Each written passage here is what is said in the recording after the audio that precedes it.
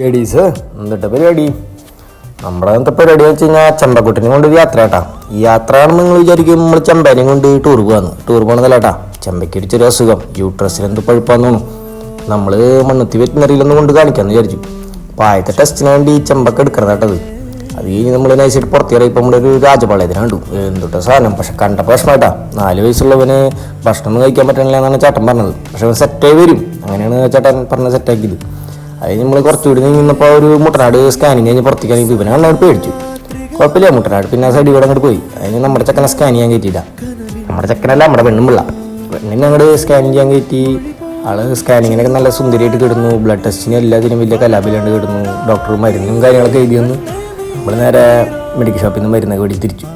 പിന്നെ ഈ പറയാനുള്ള ഒരു കാര്യം എന്ന് വെച്ച് കഴിഞ്ഞാൽ കുട്ടികളൊക്കെ വീട്ടിലുള്ളതൊരു ഭയങ്കര നല്ലൊരു സംഭവമാണ്. എൻ്റർടൈൻമെൻറ്റും ഉണ്ടാവും, നമ്മുടെ വീട്ടിനൊരു നല്ല കാര്യങ്ങളൊക്കെയാണ്, പാവങ്ങളാണ്. പിന്നെ ഒരാൾക്ക് അസുഖങ്ങളോ എന്തെങ്കിലുമൊക്കെ ബുദ്ധിമുട്ടുകൾ തോന്നുമ്പോൾ നമ്മൾ വേഗം തന്നെ ഡോക്ടർമാരെ കാണിക്കുക.